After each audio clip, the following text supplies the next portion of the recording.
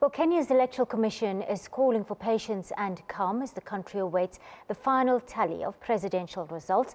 Aldrin Sampear has been tracking the Kenyan polls. He joins us now from President Kenyatta's hometown of Gatundu in central Kenya.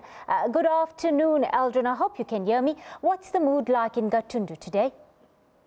Well, good afternoon, Krishni. Hive of activity here in Gatundu as people are eagerly awaiting the announcement from the IEBC.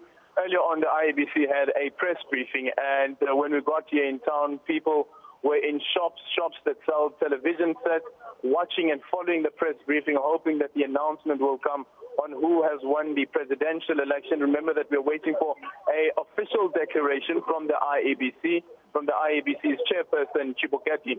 As it stands at the moment, Uhuru Kenyatta in the lead with 8.1 million of the votes, while Raila Odinga is trailing behind at 6.7 million of the votes.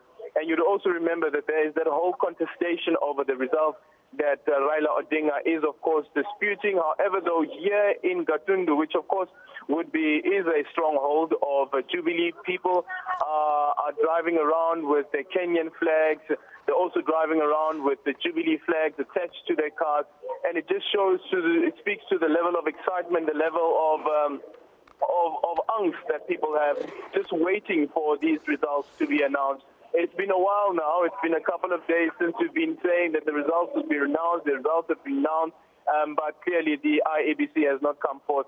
But understandably why they haven't come forth, considering that you have Raila Odinga's National Super Alliance that are disputing the legitimacy and the authenticity of those results.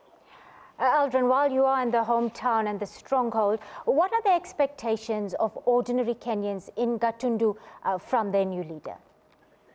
Well, they are clear that according to the IEBC's results, that it would be Uhuru Kenyatta who wins these elections, alongside his running mate, William Ruto, and that's the reason why you have this level of excitement. But also, in this town, for instance, there is a hospital that has been built by Uhuru Kenyatta, and people are expecting more of those type of infrastructures to be rolling out across the country, especially here in Gatundu, his home village. This is where his father is from, the founding father of Kenya, Jomo Kenyatta. He is from this area as well.